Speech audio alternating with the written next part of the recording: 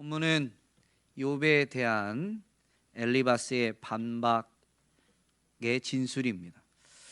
욥이 지혜롭지 못하다라고 엘리바스가 꾸짖으면서 욥의 말에 반박하고 있는데요. 욥의 세 친구들이 돌아가면서 욥과 변론을 했고, 사실 처음 욥의 말에 반박했던 엘리바스가 이제 한 차례 세 친구들이 이렇게 연이어서 반박한 이후에 두 번째로 욥과 논쟁하게 되는, 욥의 말에 반박하게 되는 부분입니다. 내용을 보면 첫 번째 반박보다 조금 더 강도가 높아졌다라는 것을 알 수가 있습니다. 논쟁이 거듭할수록 세 친구들은 오늘 본문에 있는 엘리바스를 포함해서 고난 당하고 있는 이 욥은 이제 뒷전으로 밀려나게 됩니다. 사람이 점점 배제되고 자신들이 알고 있는 그 규범적 지혜만이 강조될 뿐입니다. 그로 인해서 규범적 지혜의 가르침에 예외적인 일을 당한 이들에게는 이제 이 사람이 배제되는 순간부터 그 사람은 상처만 더욱 남게 된다라는 것을 알 수가 있습니다. 엘리바스가 욥의 말에 반박할 때 수사적 질문 형태지만 답은 이미 정해져 있죠. 그러면서 반박을 시작하는데, 이 수사적 질문은 욥이 지혜롭지 못하다라는 것을 선언하는, 지적하는 내용입니다. 세 개의 수사적 질문은 평행구절로 이루어진 것인데요. 그래서 그 안에 앞부분에서 말한 욥의 말을 지칭하는 표현들, 헛된 지식, 그리고 동풍, 그리고 무익한 말은 사실은 같은 의미, 즉 같은 것을 가리키는 같은 의미인 거죠.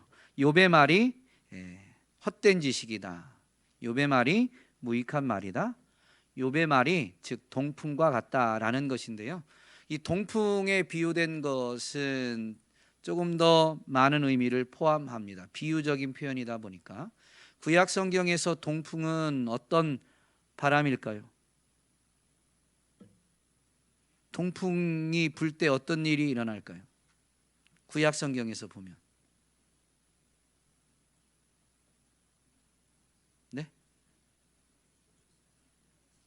네, 메뚜기 재앙을 몰고 옵니다. 동풍이 불어서 메뚜기가 오고 그게 재앙이 되는 거죠. 또 있습니다.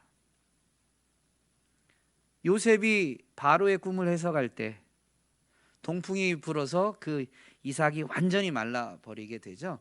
즉 7년 기근의 원인, 즉 7년 기근을 가져온 재앙이 동풍으로 말미암은 것입니다. 이렇게 구약 성경에서 동풍은 동쪽에서 불어오는 뜨거운 바람으로 인한 재앙을 가리키는 거죠. 욥의 이 탄식, 까닭 모를 고난으로 인해서 자신은 죄가 없다라는 무죄를 주장하면서 고통으로 인한 탄식의 말, 그것이 뜨거운 바람과 같은, 그래서 사실 그러한 말이 결국 욥에게 재앙을 가져왔다라는 것을 의미하는 표현인 것입니다. 욥은 사실 까닭 모르는 이 고난 때문에 어떻게 보면 뭐라고 할까요? 절규하는 거예요. 너무 힘들어서, 그리고 이유를 알 수 없어서 절규하는데, 그것이 마치 뜨거운 감정의 폭발, 하나님 앞에서 감정적으로 폭발해 버리는 그것이 무의미하고 무가치한, 아니 오히려 재앙의 원인인 것처럼 말합니다. 잠언의 가르침을 보면 분노의 말이나 이런 것들은 지혜로운 자의 특성이 아닙니다. 그런 어떤 감정을 그냥 다 쏟아놓는 것은 진짜 지혜는 아니에요. 그러나 그럼에도 불구하고 지혜를 알고 있는데 지금 그런 말을 쏟아놓는다라고 할 때 첫 번째는 그 사람을 이해하려고 하는 게 더 중요한 겁니다. 욥도 분명히 지혜를 알고 있어요. 그런데 변론이 거듭하면서 이제 욥에 대한 존중, 욥에 대한 인정은 완전히 사라지고 자신들의 이 규범적 지혜, 원론만 남게 되었습니다. 죄로 인해 재앙이 온다. 죄로 인해 심판받는다. 그래서 지금 심판받은 재앙을 당한 것을 보니 너는 죄인이다라는 이것만 남게 된 것이죠. 그러면서 엘리바스는 욥이 하나님을 경외하는 일을 그만둔 것이다 라고 지적합니다. 겉으로 드러난 것으로 그의 중심의 자세, 믿음까지도 판단해 버리게 된 것이죠. 규범적 지혜를 가르치는 잠언에 보면 여호와를 경외하는 것이 지혜와 지식의 근본이다, 즉 시작점이다라는 것을 분명히 가르쳐 줍니다. 그런데 우리가 이 욥기를 전체를 볼 때 욥기 1, 2장이 매우 중요하다라고 했죠. 욥기 1, 2장에서 보면 욥에 대한 평가가 뭐냐면 욥은 욥기 저자도 욥을 평가하고 그 스토리 안에 보면 하나님이 욥을 평가하는 내용도 있죠. 2장에 온전하고 정직하여 하나님을 경외하는 자다. 그것도 그냥 적당히가 아니라 당시대 누구보다도 온전하고 정직한 하나님을 경외하는 사람이다라는 평가가 하나님의 평가고 욥기 저자의 평가입니다. 그러므로 엄밀히 말하면 욥기를 알고 있는 우리는 사실 엘리바스의 평가가 잘못됐다라는 거죠. 엘리바스의 진술하는 이 말 자체가 잘못된 게 아니에요. 그걸 가지고 다른 사람에게 평가하는 엘리바스의 평가가 잘못된 거예요. 엘리바스는 욥의 중심을 알지 못하는, 지금 그냥 딴 지역에 있다가 욥이 당한 이야기를 듣고 왔는데 처음에 7일 동안 아무 말도 못할 정도로 사실은 그 모습을 보면 동정하지 않을 수 없는 상황이었는데, 여러분 변론이 계속될수록 사람에 대한 생각이 사라졌다라는 것을 우리는 분명히 잊지 말아야 됩니다. 우리의 알량한 지식, 우리의 교만이 옳은 말을 가지고 다른 사람을 배제한 채 상처를 더 줄 수 있다라는 거죠. 욥은 자신이 무죄라고 주장하게 되지만 규범적 지혜로 보면 이것은 앞뒤가 안 맞는 거죠. 죄가 없는데 어떻게 재앙을 당하느냐. 규범적 지혜의 관점에서 그런 것입니다. 그러므로 규범적 지혜의 프레임으로 지금 욥을 평가하는 엘리바스가 볼 때 무죄를 주장하는 그 말은 간사한 거짓말에 불과한 거예요. 왜냐하면 재앙을 당한 것이 그가 죄인이라는 것을 입증하고 있는데 나 죄가 없다라고 그냥 호소하고 있으니 그 호소하는 말이 규범적 프레임으로 보면 사실은 간사한 것이고 그 말이 그의 간사함을 표현하는 것이니 그의 말이 그의 죄를 또한 드러내는 것이다 라고 분명히 엘리바스는 욥을 비판하고 있습니다. 엘리바스는 욥이 지혜롭지 못하다라는 것을 수사적 질문을 던지면서 이야기하는데, 그게 뭐냐면 규범적 지혜에서는 경험이 지혜와 비례하죠. 그러므로 나이가 많은 것은 곧 지혜로운 것인데 욥이 나이를 많이 먹었느냐, 날 때부터 세상이 지어질 때부터 욥이 있었느냐라는 이런 수사적 질문은 사실 욥은 지혜롭지 못하다라는 선언과도 같습니다.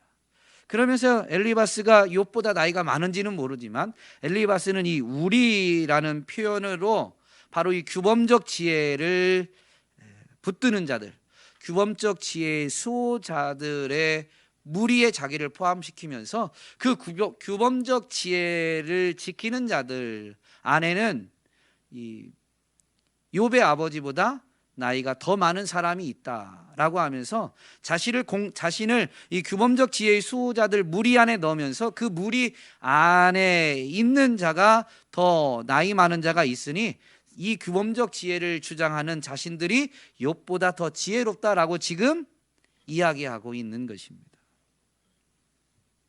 욥보다 자신들이 더 지혜롭다라고 이야기하면서 또한 이 엘리바스가 천지가 창조되기 전에 욥이 존재하지 않았다라는 것을 이야기하죠. 수사적 질문이지만 선언은 욥은 세상이 지어질 때부터 지어지기 전에 존재하지 않았다라고 이야기하는 겁니다.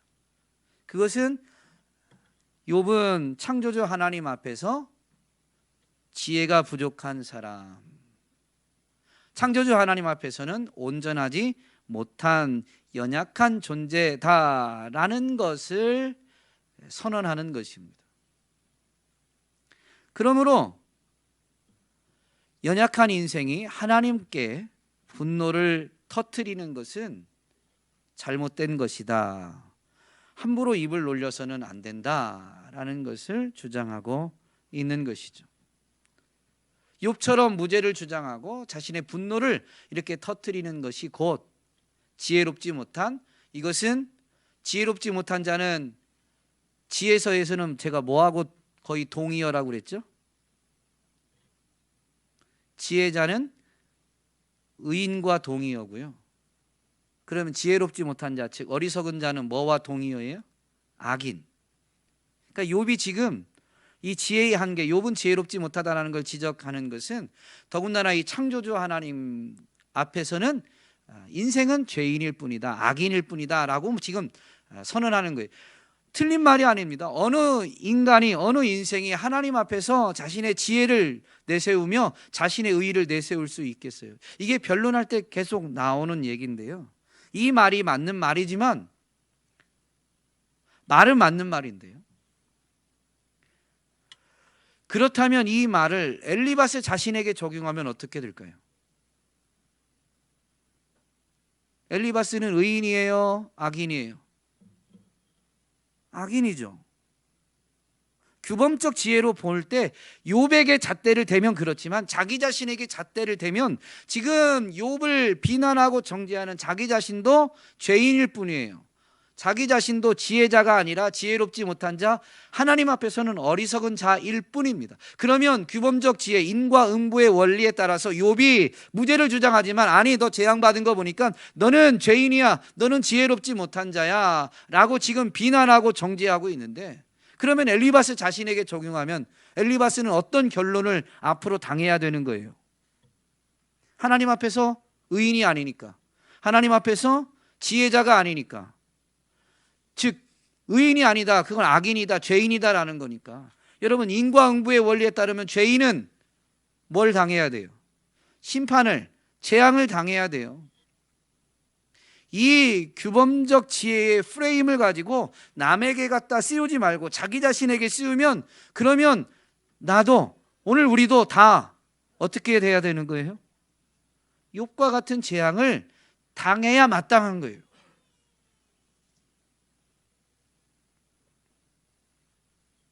그런데 엘리바스는 지혜를 말하지만 그 지혜를 자기를 돌아보는데 사용하지 않고 남에게 자꾸 프레임을 씌우고, 그래서 남을 비판하고 정죄하고 있는 겁니다.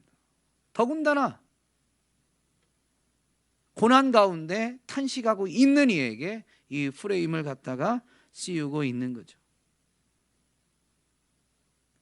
율법의 완성자, 율법을 온전히 성취하신 예수님이 우리에게 가르치는 게 뭐냐면요,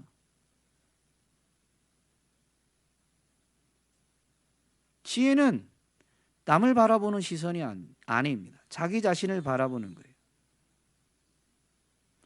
그래서 예수님이 뭐라고 가르치냐면요, 남의 눈에 있는 티를 보기 전에 자신의 눈에 있는 들보를 바라봐야 된다는 것을. 먼저 자기 눈에 있는 들보를 빼내어야 남의 눈에 있는 티를 빼내는 것을 도와줄 수 있다는 것을 말씀하십니다. 그 말씀이 마태복음 7장에 있어요. 한번 찾아보실까요?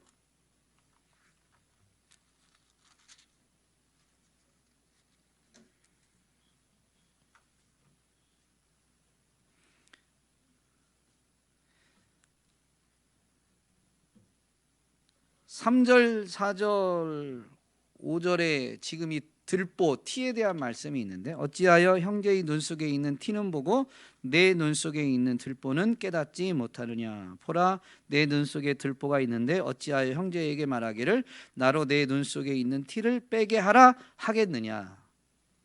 외식하는 자여, 먼저 내 눈 속에서 들보를 빼어라. 그 후에야 밝히 보고 형제의 눈 속에서 티를 빼리라. 자기 자신을 먼저 하고 남의 눈에 있는 티를 빼는 것을 할 수 있다, 즉 남을 도울 수 있다라는 거예요. 이게 율법의 완성자이신 예수님이 하나님의 나라의 법, 하나님 나라의 통치 원리를 가르쳐 주시는 겁니다. 이게 율법의 완성, 즉 복음이신 예수님의 가르침이죠. 이게 복음의 원리, 사실 율법을 포함한 성경의 가르침입니다. 성경의 원리이죠.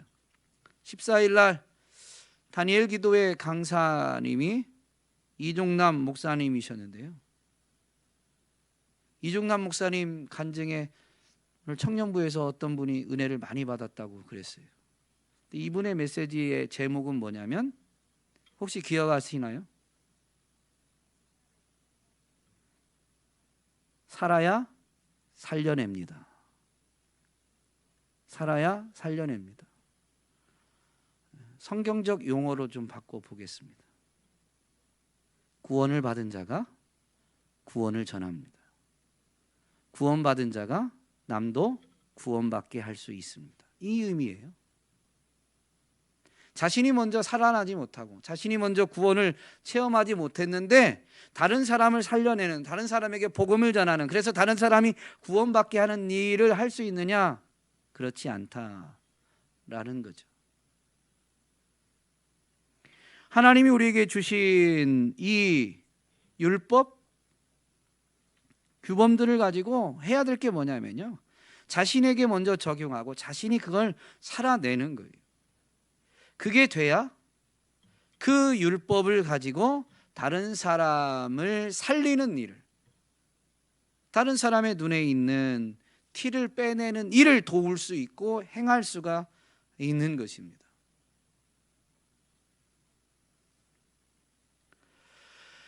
이 율법의 말씀 앞에 자기 자신을 먼저 점검하면, 즉 하나님 앞에 서면 지혜자가 아무도 없고 의인이 아무도 없다고 그랬죠. 이게 규범적 지혜예요. 그러면 하나님 앞에 선 자신이 의인이 아님을 깨달은 지혜자라면 어떻게 할까요? 여러분이 죄인이잖아요. 오늘 감사절인데 죄인이라고 이야기하고 기분이 안 좋으시겠지만 죄인이잖아요. 우리가 죄인이에요. 근데 그게 깨달아지면 여러분 하나님 앞에 어떻게 하세요? 내가 죄가 깨달아지면 회개가 뭐예요? 기도죠. 돌이킴이고, 너무 용서해 주세요. 살려주세요. 살려주시면 이제 주님 뜻대로 살겠습니다 라는 거죠. 나 회개기도 했으니까 나 이제 용서받았다라고 스스로 말할 수 있지 않아요? 그분이 선언해 주시기 전까지는. 끊임없이입니다. 끊임없이. 말씀 앞에 서면 내가 죄인인 게 자꾸 드러나요. 그리고 내가 죄인임이 깨달아지면 다른 사람을 비난하고 정죄할 수가 없습니다. 먼저 나를 살려주시기를, 나를 건져주시기를, 용서해 주시기를. 그리고 다른 사람 어떻게가 아니에요. 살려주시면 이제부터는 주님 뜻대로 살겠습니다 라는 거죠. 율법의 정신, 율법을 요약하면 뭐예요? 사랑이에요. 사랑. 하나님 사랑, 이웃 사랑. 율법으로 자기 자신을 점검하면서 이제 율법을 깨달으면 깨달을수록 다른 사람을 향해서는 사랑하는 것밖에 없어요. 그게 율법의 가르침이거든요. 규범적 지혜의 참된 가르침이 뭐냐면 자신을 돌아보고 다른 사람을 사랑하는 겁니다. 근데 우리는 엘리바스와 같이 행하는 우를 범할 수 있습니다. 그것을 밝히 드러내 주신, 완성해 주신 분이 바로 예수 그리스도이신 거죠. 그래서 이 구약의 가르침도 내내 똑같은 거지만, 지혜서의 가르침도 똑같지만, 이것을 몸소 행해 보이시고 더 분명하게 가르쳐 주신 분이 예수님이십니다. 예수님의 이 산상수훈입니다. 그러므로 이것을 완성하신 그분이 지혜의 완성자, 가장 지혜로운 분이요, 이것을 몸소 행하신 그분이 완전한 지혜, 완전한 지혜의 삶을 살아내신 분이신 거죠.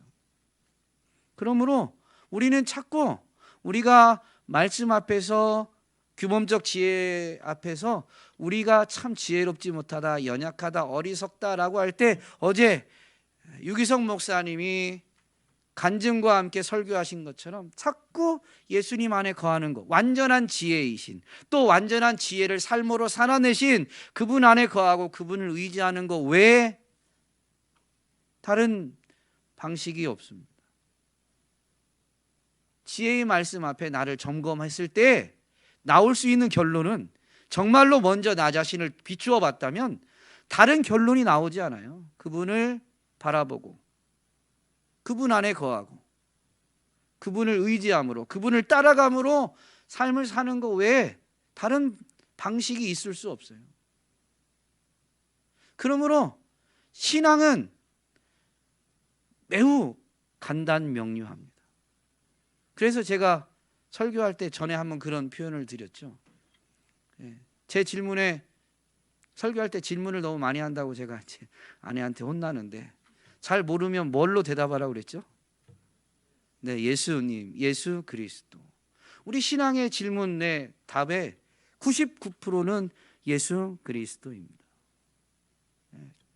그분을 바라보고 그분 안에 거하고 그분을 의지하는 것 외에 다른 방식이 없어요. 오늘 우리는 다시 한번 이 엘리바스의 말을 되새기면서, 사실은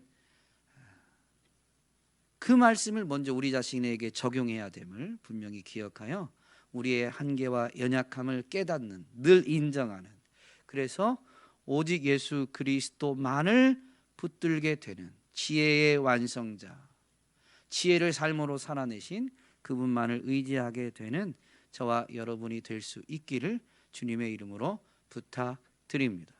그러면 그 지혜의 실체가 여러분의 삶을 통해서 드러나게 되고, 그게 드러났기 때문에 우리는 삶과 입술로 구원의 지혜를 세상 가운데 보이며 선포할 수가 있는 것이죠. 저와 여러분을 통해서 살아나는 이들이, 구원받게 되는 이들이 점점 더하여져 가기를. 사도행전의 표현에 보면 하나님의 말씀이 흥왕함으로 믿는 자들의 수가 더하여져 가더라.